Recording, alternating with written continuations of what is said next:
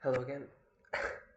Actually, I know that you all are not, you know, accustomed or compatible with me uploading videos back to back, but I can't help it because I was just rewatching what I posted, and there were some points that I want to clear right now.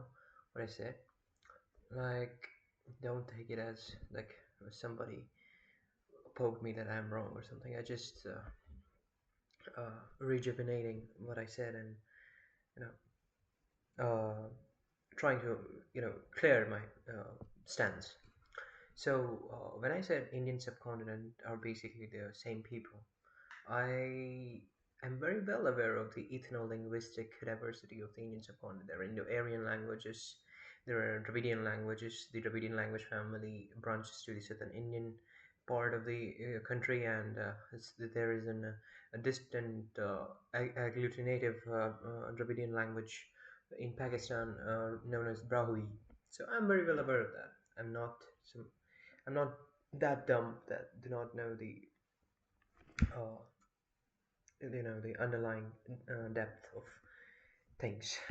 So yeah, so clearing on that, I know there are this land, this subcontinent is very much diverse, and that is why there are more than 56 ethnicities if you try to group them into the standard definition of ethnicity, or like the standard definition of ethnicity by using thesaurus. You could check, and there could be like 56 around ethnicities in the Indian subcontinent. So, not going into that, there are many sub histories of their own, and it's very complex. So, it would take much more hours to talk about it. So, why I made this part two? Because I thought when I started doing from racism, East Asian history, changes made, language, I talked something about the transition of Hanji to Kanji. I mean, how the scripts evolved. So I got an urge to talk about languages, and and I was very much fascinated by languages, of course, and I'm not talking about the old ass written languages. I'm talking about logosyllabic and syntactic and logosyllabic scripts. Everything. I love all of them.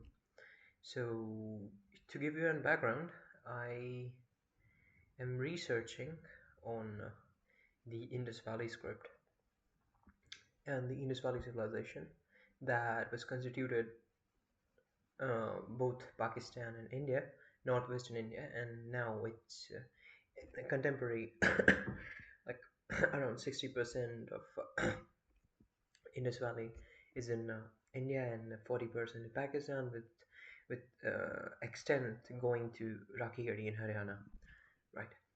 So um, I'm not going into the Indo-Gangetic culture that came after that, but I'm talking about the Indus Valley history. So, like, we believe that from some 3300 BCE from Mehergarh, this culture, this urn-based urn means the pottery culture grew into some civilization, and it extended until its fall in 1900 BCE.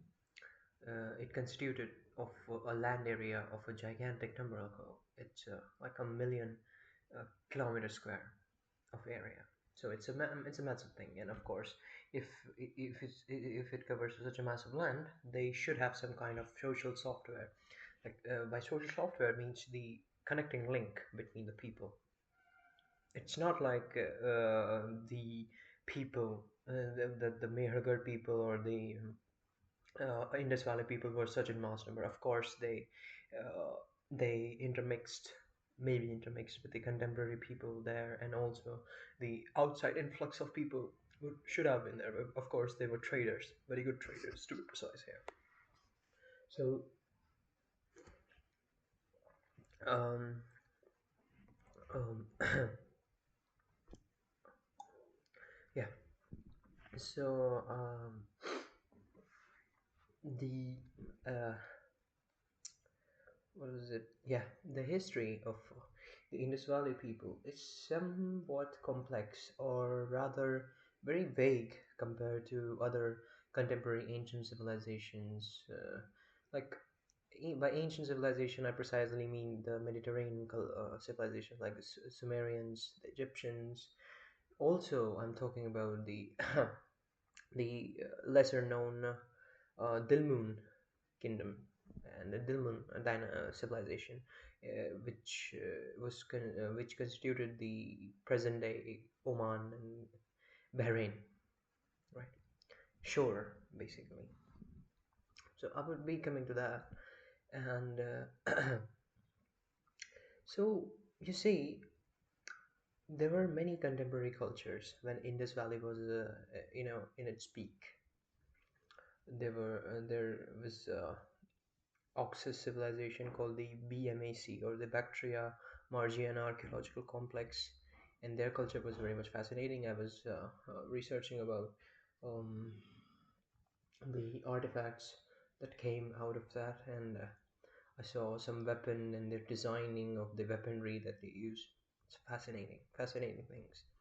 And I saw the semantic similarities between cultures that we see in Indus, Mesopotamia, Sumeria, Oxus civilization, and other, and how it changed its form and incorporated into the present population. So, as we know, Mesopotamia was located in present-day Iran, and it was believed to be started or established uh, in a place called Uruk and Ur, like changed later, and of course, and then changed into the Akkadian empire, the Akkadian kingdom. So their script was generalized, standardized. This is why we see the Akkadian language. It takes its ancestry, or you could say the proto form of that Akkadian language was the Sumerian cuneiform, and the Sumerian cuneiform was used like there are many masses of ledgers and accounting things. So yeah, for keeping records, and also for ritualistic things, of course. Old people rituals, and it's impossible that you will not incorporate your standardized language into encoding your rituals and what you do to praise your gods or whatever. And this is an important point because when I will be moving to an Indus Valley civilization, you would see a stark difference between both of them, even though they have like a same time period, same timeline, and they are not very far away. You could easily reach from Indus to Afghanistan, then Iran. But seeing that the time at that time, it was, of course, massive. Uh, so sorry. So when so uh, the language systems that we see now is very different from what people used in ancient times, because pictography or logo syllabic scripts were most dominant, because humans uses their first senses to make context of anything, to summarize, or take that information, intake that information using using semantic, not semantic, I mean visual similarities, visual things. That is why they incorporate symbols of animals, rivers, and the things they usually did. So of course the geographies, the environment that culture is thriving also affects how a language or a logosyllabic script is formed. That is why, look, Indus Valley script, as I was researching using machine learning and artificial intelligence, I created data sets of inscription about 6,000 and 7,000 inscriptions, and analyzed the signage usage, symbols, everything.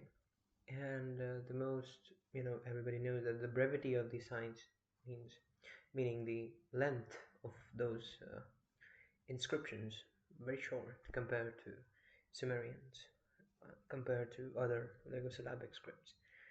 And most people say there's many lots of debates about what language family was the Indus language.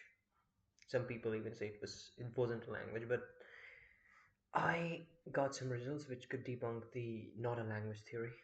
At least I believe it was a language, of course, and it was discontinued. And like here is the here is a smoking gun, you could say, like where things go very complicated. Like it goes into a spiral, never-ending spiral. See, standardized culture, advanced civilization, sophisticated mounds, structures, ceilings, trade. You have everything. You have everything that could classify as a world class civilization at that time. What went wrong? How the fuck did they vanish? Like in thin air. They didn't continue the language. There are 417 unique signs, as said by Mahadevan. It was also discontinued. We don't even see the brick culture that came afterwards.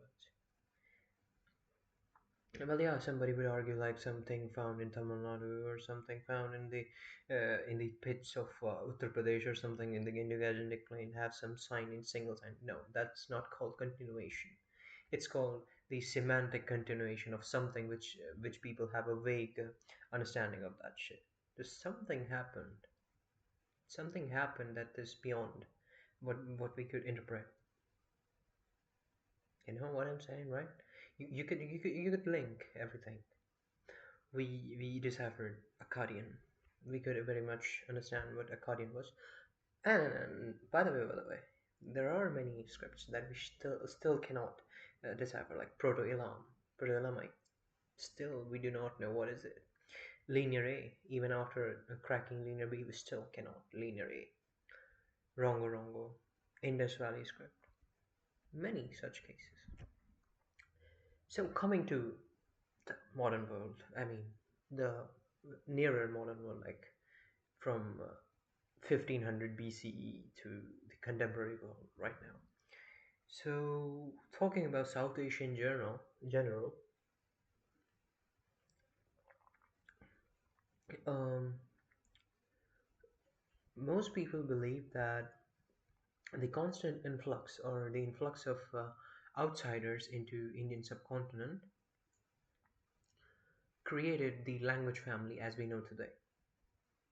The Indic language family from the Indo-European branch, the mother of all languages being Proto-Indo-European, as we say, and it's from the Iranian branch of the Proto-Indo-European family branches to Iranic languages and the contemporary Indian languages, and like being Avestan and Sanskrit being close cousins.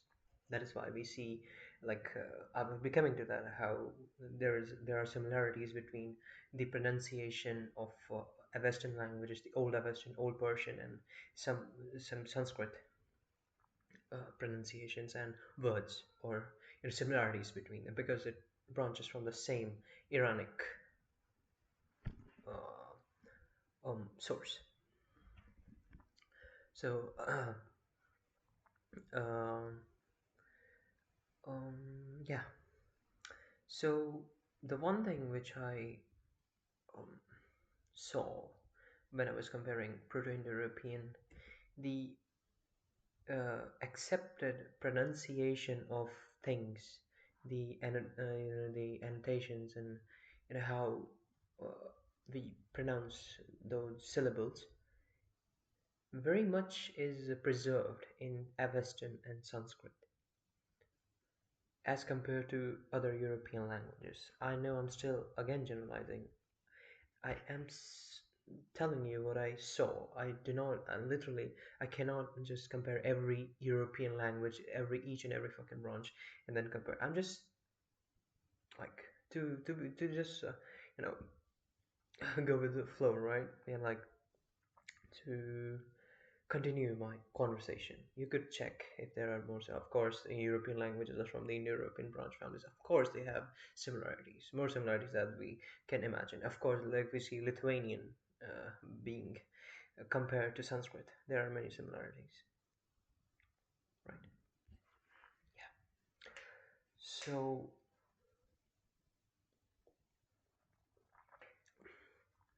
so one thing like I want to uh, point out here, like people like here in India,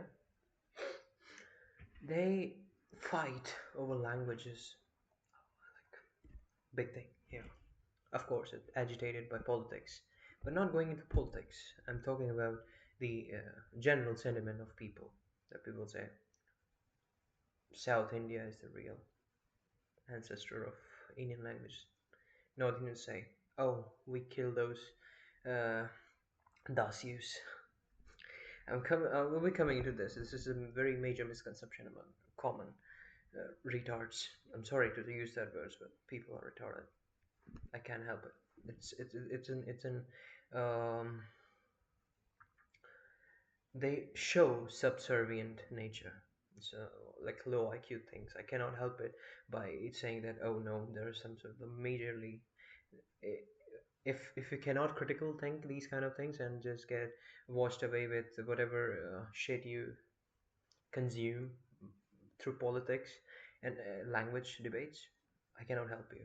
Read books, bro. Read things. You could easily understand. See yourself. Don't just blindly follow anything. That's that's the curse. That's the curse that many people cannot, get up from. So coming back, you see, people say that Dravidians are the original ones. People say the Aryans were the winner ones, were the original winners. We conquered most of them. Bro, what the fuck? That's not how it would have worked, right? Just think of it. Even the Vedas, by the way, Vedas were scripturalized or written in 8th and 9th century AD. Let me be clear here. Vedas were supposed to be oral. That is why it wasn't standardized until 8th and 9th century AD. So there is another massive debate that how are you uh, pinpointing the timeline when the Vedas were created. I'm not going into that. You could believe whatever the fuck you want to do. It was oral. Maybe it started when the Iranian branch, the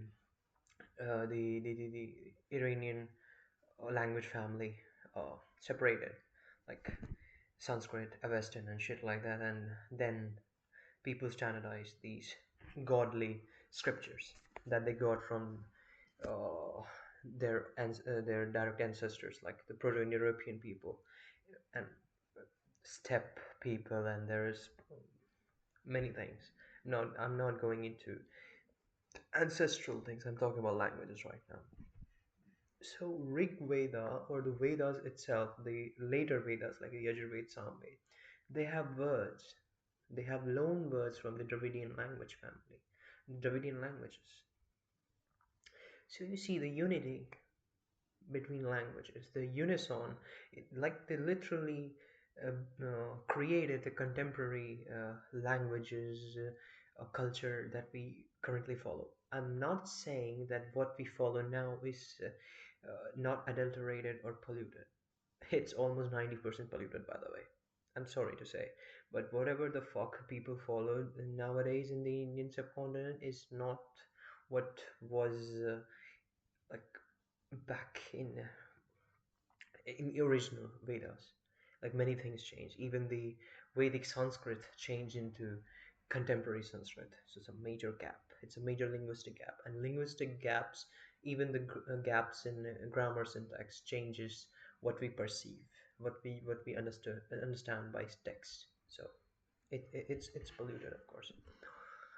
So this alone could end these debates, these pointless debates.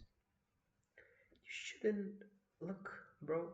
People dwell on to these trivial things and they forgot that their own countries, like Pakistan, India, they literally harbor the most enigmatic civilizations, at least at that time, that vanished like nobody else.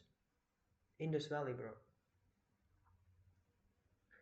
So you see that Indus Valley people very quickly standardized their scripts. Like there is no correlation, at least what I researched and what I got to. Like the ceilings which we see in the Indus Valley civilization is, the script that is written over, like up there, and the animal motif that is like embedded in that, they have no correlation. It's just like they only like uh, inscribed animals, then they move towards symbolism, like they standardize a fucking language or something. There are 9 copper plates that was found, copper seals, that have some kind of horned anthropomorphic uh, figures, like, I mean, human figures, human-like figures, or maybe god in the form of a human like figures, and some and by the way, the longest text of Indus script was written in those copper plates, so maybe it was some ritualistic thing.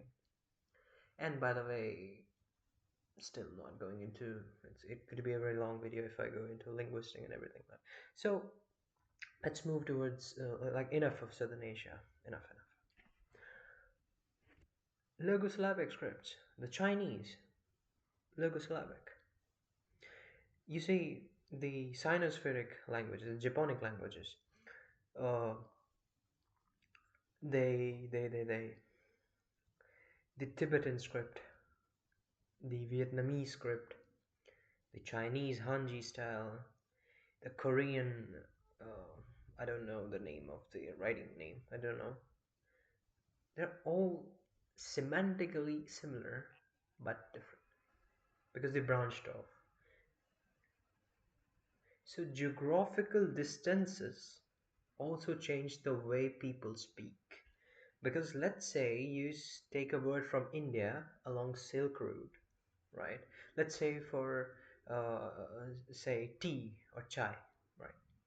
So you see chai, or most of the mainland countries of the Eurasian plate, they know tea as chai, cha, or ocha in Japan. And most of the coastal areas that were connected from Europe to southern India, they know it as tea. Just telling you that how geographical distances, geographical variations changes the way you speak, changes the way the things would be the same, but the way you see or speak or to describe it changes. That's what I'm trying to say here. That humans are more connected than we believe. These old biases of countries, races, ethnicities, it's just bullshit, bro. It's just ways to create uh, um, struggles, differences. We are all more connected than we think, right? You can even say like before these before Bronze Age, these Neolithic cultures, they have more very similarities than today we see in countries. Like Anatolian Neolithic cultures have same motifs or things as we see in some Southern American old Neolithic cultures like Norte Chico and Göbekli Tepe.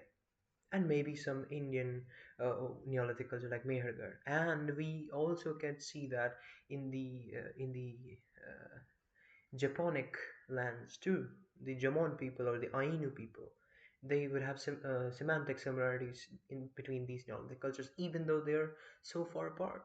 Why? Because Homo sapiens, like I like to generalize things. I know I'm still a discretion. You could check, you could debunk me or anything. I'm just talking about what I'm thinking. It's a rambling channel, right? So, uh, Homo sapiens, they were reduced to a small number, right?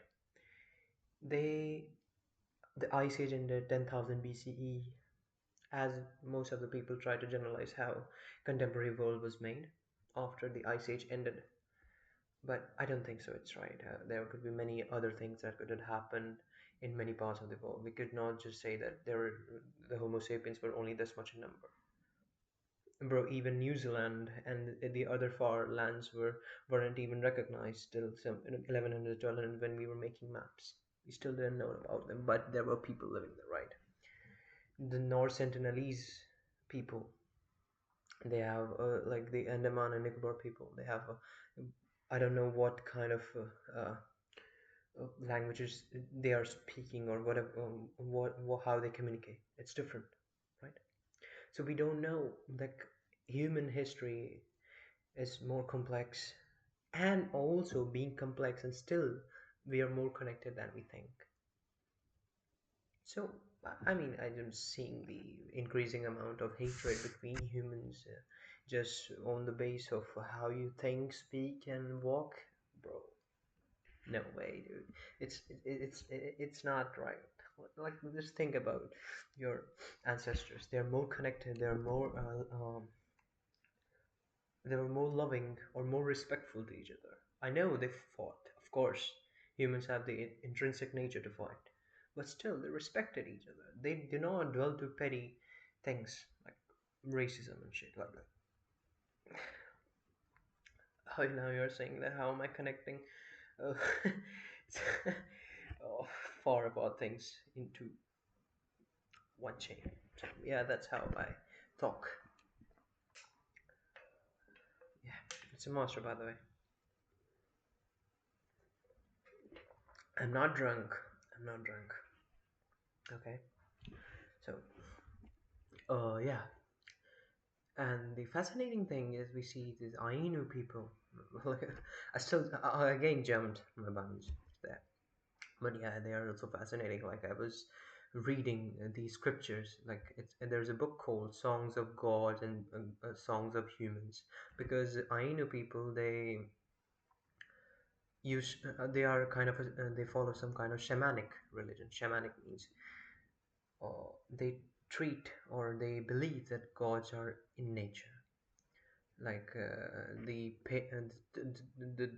trees, the animals, this changing of seasons, this kind of religion, not any kind of a standardized deity or a human deity like as we're seeing dharmic and Abrahamic religions.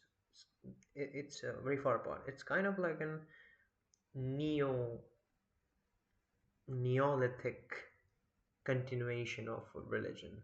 Like we see Gobekli Tepe people use this kind of things.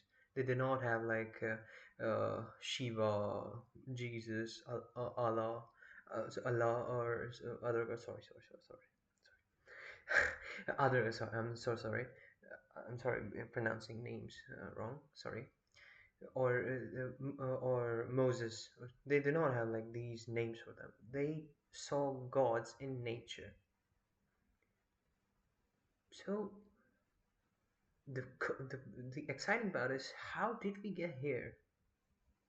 How did we get here? So I guess it's like almost 30 minutes, and it's enough for part two. And we will talk again, of course. We talk again. We will see you again, and you will be seeing me again, of course. I have gotten a interest in speaking bullshit, speaking shits like this, and bear with me. Like, Well, if you love this shit, just tell me that I'm doing good or I'm doing bad. If I'm doing bad, I would just stop. Just tell me, what should I do next, right? So until then, see ya. You won't get another video in now. Okay, I mean, like this fast. And also, by the way, you saw this can here. It's a Ultra Fiesta Mango. So to lighten up a bit, let me show you my collection of monsters. Here, there's this, a golden monster, a pineapple one. There's this Aussie lemonade, and this I showed you earlier.